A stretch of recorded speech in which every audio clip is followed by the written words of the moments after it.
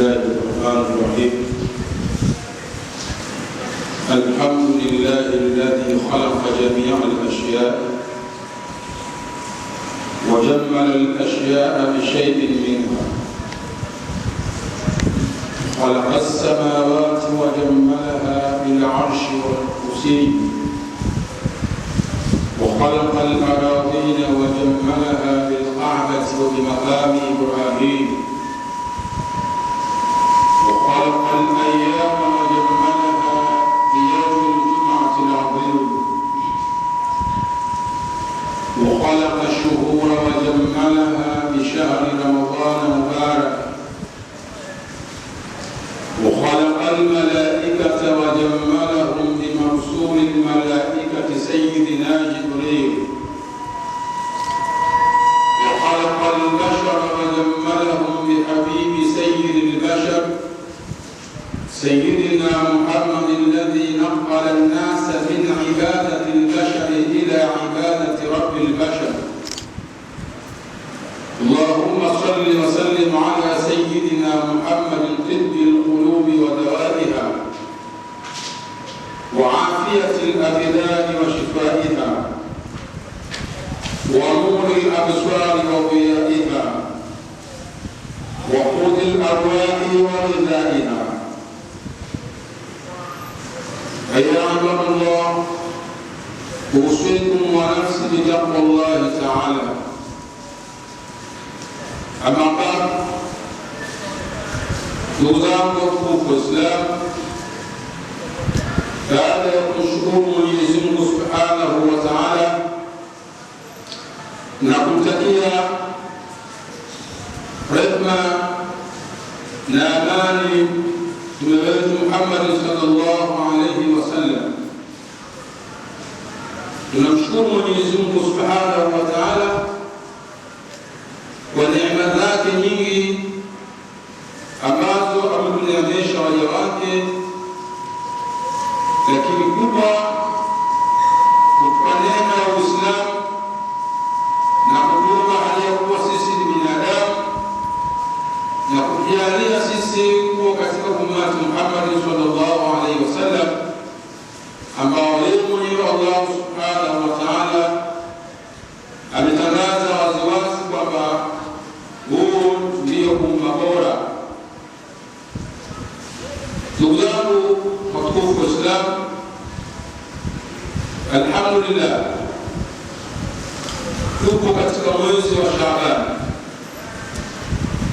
lakini tukiwa tunaendelea kwa kasi masiku ya mwezi wa Ramadhani, Mwenyezi Mungu Subhanahu wa Ta'ala atujalie kuendelea masiku hayo, lakini atujalie kupata fadhila za mwezi huo.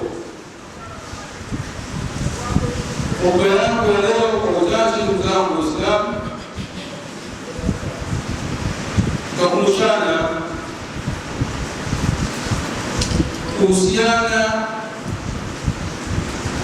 na fursa hiyo ambayo Mwenyezi Mungu Subhanahu wa Ta'ala amechagua kwa sisi waja wake kutuletea, na ni fursa ya mwezi mtukufu wa Ramadhani.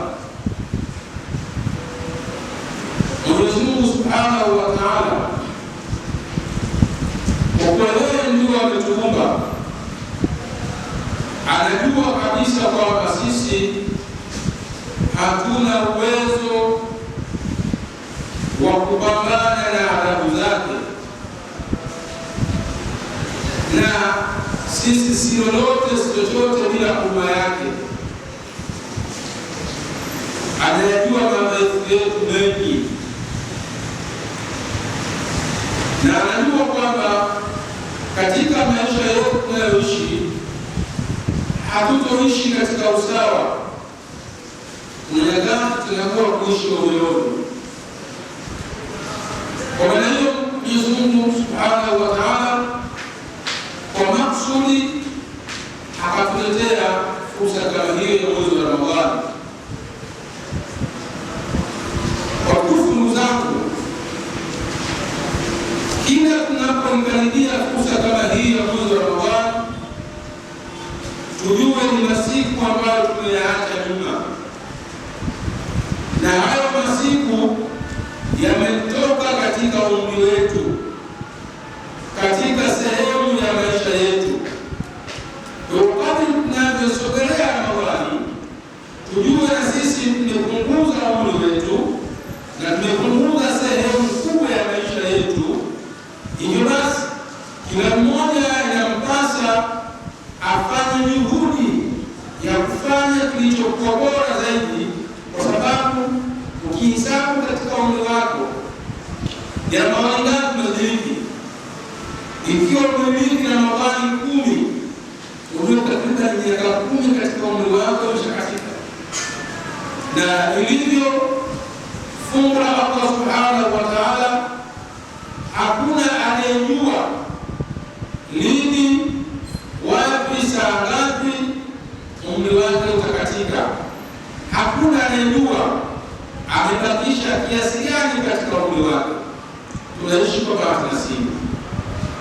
Hivyo basi tutumie fursa ya mwezi wa Ramadhani kufanya yale ambayo kwamba yanatakiwa kuyafanya kwa ubora, kwa sababu kila Ramadhani tunaikuta, ujue tunapunguza umri katika maisha yetu. Ramadhani ilikuja hali ya kuwa ni fursa. Ndio bwana mmoja akasema, ata Ramadhanu mazra'u lil-ibad litudhhiru al-qulub min al-fasad. Ramadhani hii imekuja ni kama vile konde, kama vile shamba kwa waja. Ata Ramadhanu mazra'u lil-ibad, imekuja Ramadhani kama vile mfano wa konde, kama vile mfano wa shamba kwa waja. Lengo nini? Litudhhiru al-qulub min al-fasad, ili Ramadhani ije isitoharishe nyoyo zetu kutokana na yale machafu na maovu yaliyokuwa katika mioyo zetu. Kumbe inatarajiwa Ramadhani ikiingia na ikaondoka, wewe moyo wako uwe msafi. Bali insanu ala nafsihi basira. Nije hesabu umefunga Ramadhani ngapi mpaka Ramadhani hii inakaribia kudiriki. Je, katika Ramadhani ulizofunga moyo wako umesafika kiasi gani? Kwa sababu Ramadhani ni kuna lengo. Lengo sio tu kukaa bila kula, sio tu kukaa bila kunywa, sio tu kukaa bila kuacha vitu vya halali. Hapana, liko lengo. Lengo ni nini? Litudhhiru al-qulubi min al-fasad, ili nyoyo zitoharike kutokana na yale machafu. Mwenyezi Mungu subhanahu wa ta'ala aliposema baada ya billahi minash shaitani rajim, ya ayyuhalladhina amanu kutiba alaykumus siyam kama kutiba alal ladhina min qablikum la'allakum tattaqun. Mmefaradhishiwa nyinyi funga ya mwezi mtukufu wa Ramadhani, lakini si tu nyinyi, kama walifaradhishiwa waliokuwa kabla yenu, ili mpate kuwa ucha Mungu. Alafu baada ya ucha Mungu ni nini? Tukishakuwa ucha Mungu ndio nini? Kwa liko lengo baada ya kuwa ucha Mungu. Tukishakuwa ucha Mungu yako malengo mengi. Sasa tunafunga Ramadhani si kwa fasheni tu ya sisi kukaa na njaa, sisi kukaa na kiu, bali tunafunga Ramadhani mwezi umetujia huu ili nyoyo zetu zitoharike kutokana na yale machafu katika moyo wetu. Ndugu zangu watukufu wa Islam, hii ni fursa kwa sisi. Baada ya kufunga Ramadhani wa fahina, Bwana anaendelea kusema kwamba katika mwezi mtukufu wa Ramadhani, hebu tekeleza haki za Ramadhani, haki za Ramadhani za kauli, haki za Ramadhani za vitendo. Ramadhani ina haki zake. Ziko haki za Ramadhani za kauli na ziko haki za Ramadhani za vitendo. Zote hizi watafikana wewe Muislamu ambao Allah subhanahu wa ta'ala amekuruzuku kuhudhuria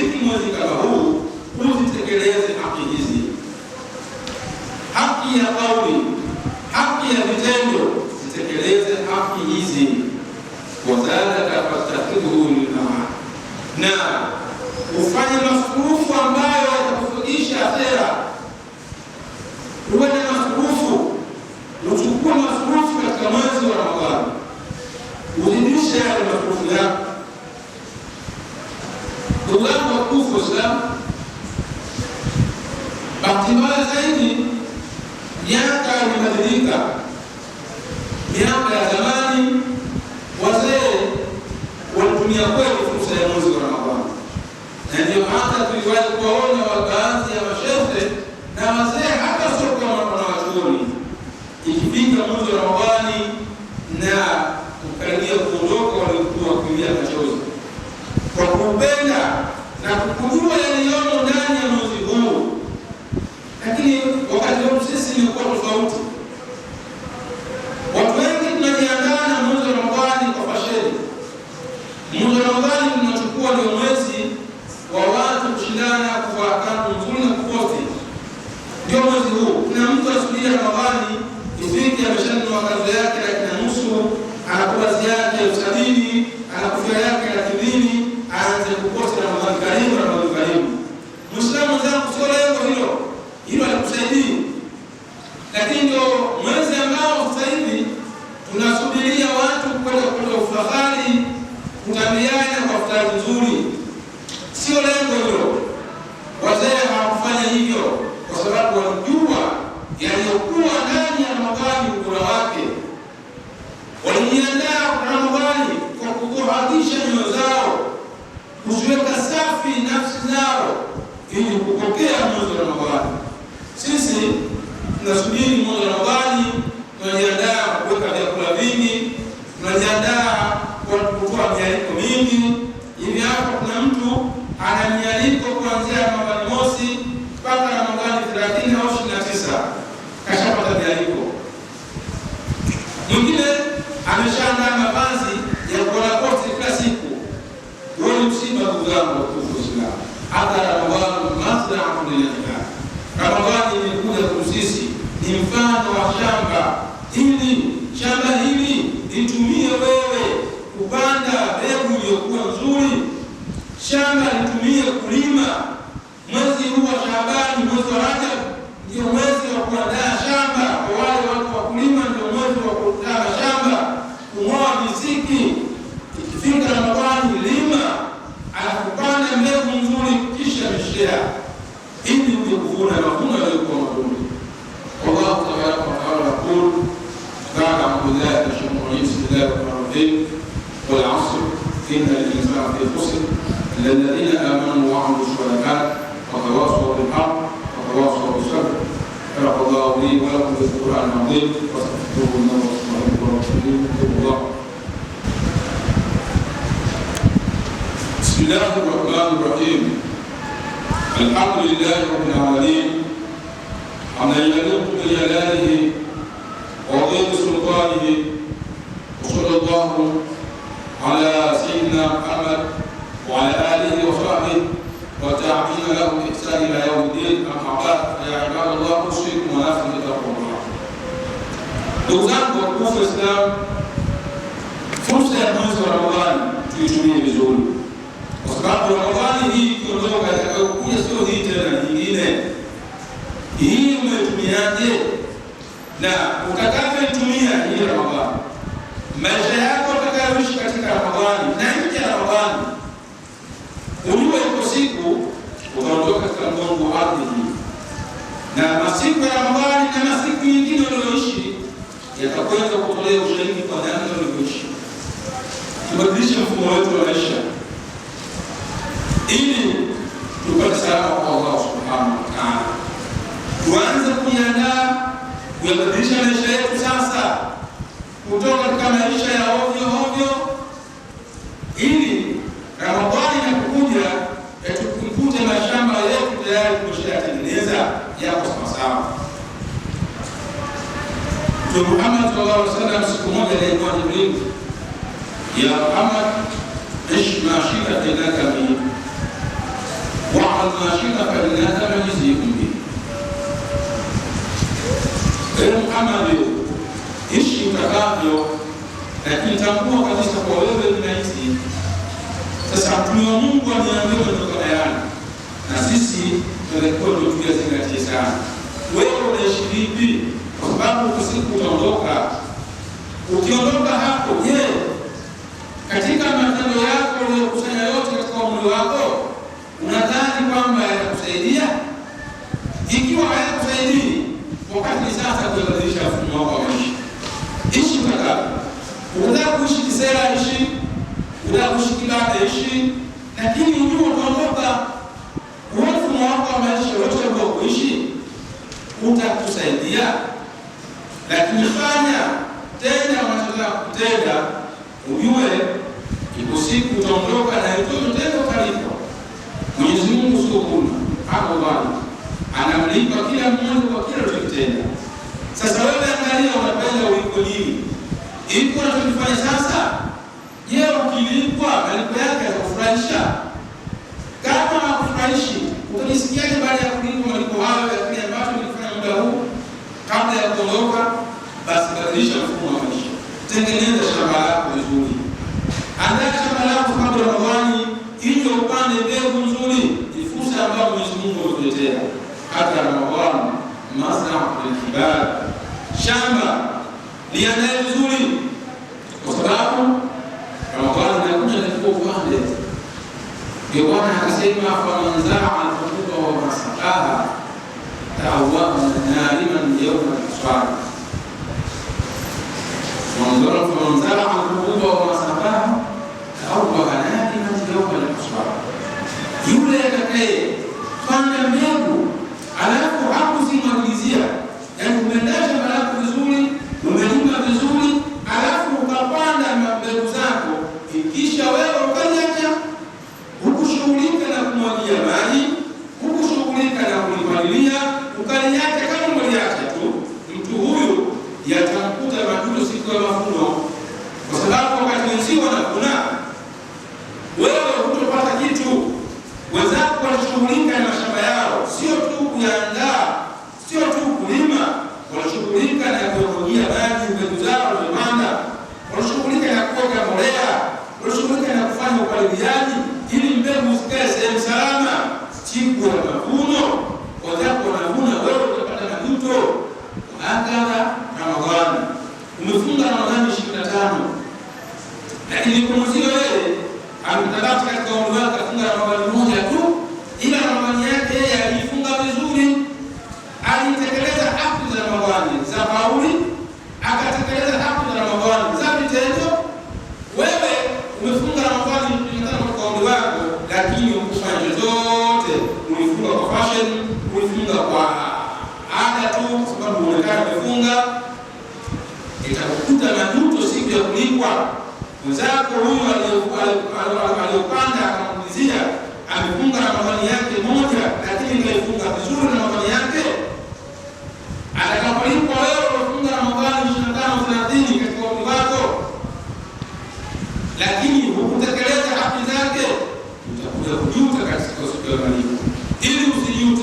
Ili usijute siku hiyo baada ya kufunga kabla ya kufika.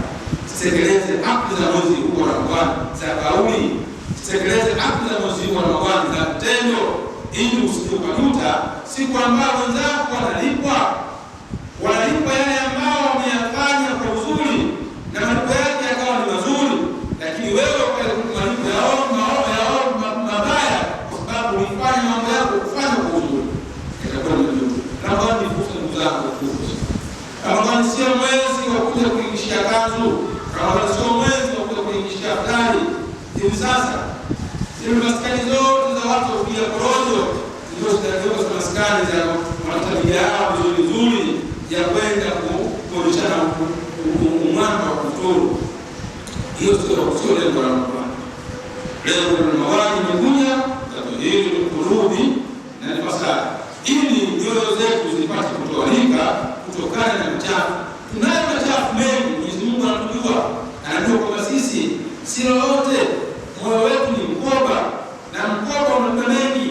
Kwa hiyo ametuletea Ramadhani tutumie mwezi huu kusafisha mioyo zetu, moyo wetu ubaki safi, kwa sababu Hiyo siku haitamfaa mtu mali wala watoto, isipokuwa yule ambaye atakutana na Allah subhanahu wa ta'ala na moyo uliosalimika.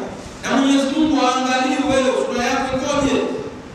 Mwenyezi Mungu aangalie mwili wako ukoje. Mwenyezi Mungu aangalie mandhari yako ya nje. Mwenyezi Mungu anaangalia nyoyo na matendo yako. Kwa hiyo moyo ndio msingi wa kila kitu. Ndio Mtume akasema katika mwili wa binadamu kuna pande la nyama ambalo pande hilo likisalimika, likiwa zuri, pande hilo likiwa sawa sawa, na mwili wote wa binadamu unakuwa sawa sawa. Lakini kipande cha nyama hiko kikiwa kibaya, kikifisidika, na mwili wote unafisidika, nao ni moyo. Allah subhanahu wa ta'ala akakuletea Ramadhani ili uje kutoasha nyoyo. Takuwa sisi ni watu wa ajabu ambao Allah ametujalia, pengine mtu amefunga Ramadhani 50 alafu moyo wako bado ni mchafu kwa kweli, utakwenda kumwambia nini Allah subhanahu wa ta'ala? Ndugu Muislamu, jitahidi. Allah subhanahu wa ta'ala akakujalia sisi kumiliki masiku ya mwezi wa Ramadhani, basi Ramadhani hii ifanye ndio sababu ya sisi nyoyo zetu kuwa safi, ifanye ndio sababu ya moyo wako kuondoa na vinyongo, kuondoa huzuni, kuondoa hasadi, kuondoa chuki, ili ukienda kukutana na Allah subhanahu wa ta'ala ukutane naye aliyekuwa na moyo uliosalimika. Inna Allaha wa malaikatahu yusalluna 'ala an-nabi ya ayyuhalladhina amanu sallu 'alayhi wa sallimu taslima.